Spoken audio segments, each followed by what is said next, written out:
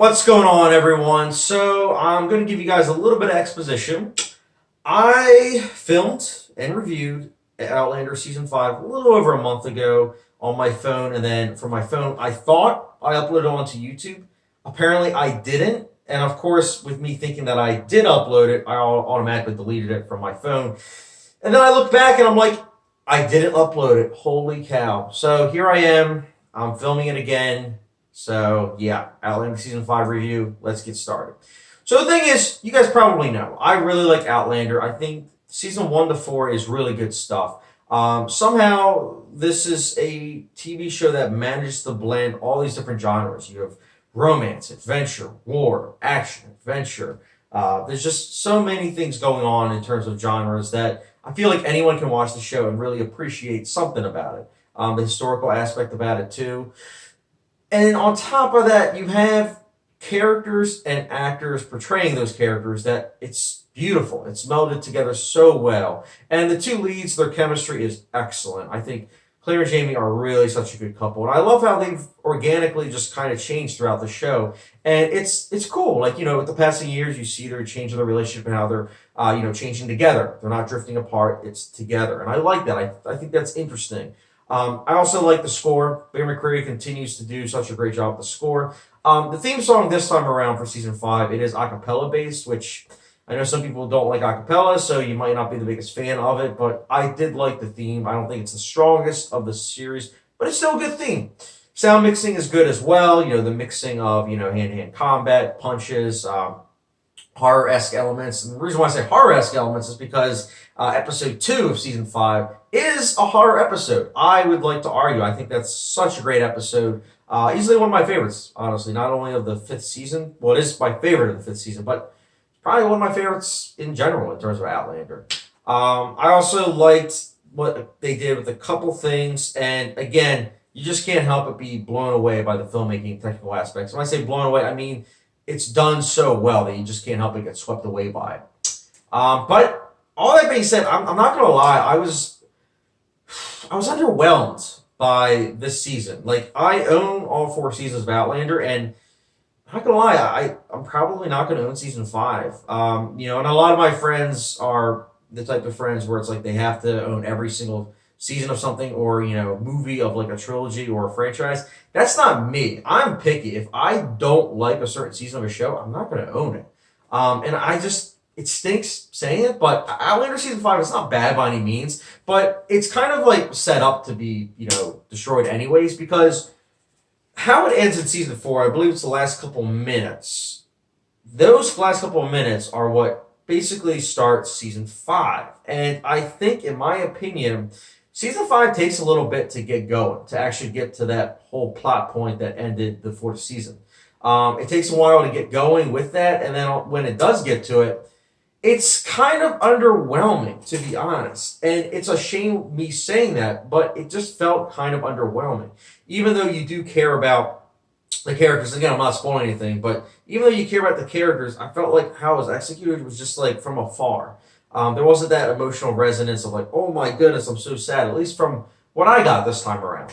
The other thing is, like I said, in terms of pacing, I felt like this could have been a lot tighter. Like, this was a 12-episode season, and I think easily with content, it was probably like 9 episodes because they rush when they shouldn't rush, and then they extend it when they shouldn't extend it. I also think that with what they did with a certain villain character, I'm not going to say who it is, just, for spoiler's sake, but what they did with a certain villain, I think was, in theory, good, but at the same time, I can't help but say, I left myself saying, I don't know how I feel about this, and I'm all about ambiguity, and especially in terms of morals, but when you're saying I don't know about this in terms of like how I feel or how this really extends to the plot of what basically has a couple more episodes left, I'm like, all right, well, now what?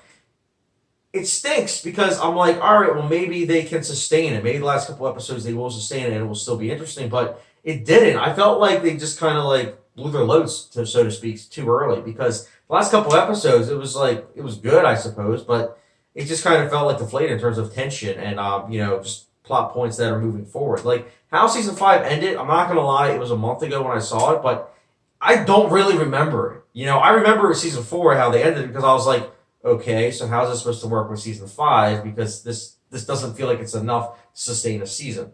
But I guess I was right. I'm worried about season 6. Truthfully, I am. My girlfriend did read the books, and she did say that book 5 was, in her opinion, the least liked by herself. But that apparently, I think it's book 6 is good. But I'm still nervous because, again, I think that Lost season 5 is well crafted in terms of the filmmaking aspect. I think as a fan of the show and as someone that likes, quality storytelling and plot development, I just wasn't the biggest fan of it. I liked how they did focus on Roger a lot more in this season, but I did kind of think that there's something that happens to him. I don't want to say what, but there is something that happens to it, and then after that event happens, it almost gets brushed away after an episode, like as if it didn't really happen. I'm like, but that I feel like that's something that would last longer than just like one episode after that. It's like, oh, it's gone. The other thing is, and this is something that I get why people criticize this about Outlander. Truthfully, I really do. If you don't like how I believe it's season 3 and 4, I forget if season 1 and 2 did it, but if you didn't like how season 3 and 4 have rape elements, you're not gonna like season 5. But season 5 definitely has that. So if you don't like that, which again I completely understand, you're not gonna like season 5 because it is like prevalent in this 5th season as well. So again, just a forewarning. But overall, again, I still I'm hesitant because I think that it's a solid season. I was kind of disappointed, but what makes up for it is the filmmaking aspects. The incredible, cinematography, score, just everything I like in a show. It has. It's just that plot, story, and characters are just kind of like, eh. And also just pacing. It's not as paced as well. So, but besides all that, I will say if you're going for it for the technical aspects, by all means watch it. If you are a fan of the books and of course of the other 4 seasons, you might like it. You'll probably feel different from me. It's just for me personally, I was kind of underwhelmed, and you know what? That's why Outlander season 5, I'll be giving it a 3.5 out of 5 star rating, which for those like a hot sauce rating, it's the good old Texas Pete hot sauce. I haven't given a movie or show this in a while, but I feel like it's earned. So, guys, that's my thoughts on Outlander season 5. What's yours in the comment section down below? Again, I'm doing spoiler free. If you guys have any questions about specific plot points, let me know in the comment section down below. I'll be more than happy to answer them. But again, keeping it simple. So, don't forget subscription, notification bell, and catch you guys later.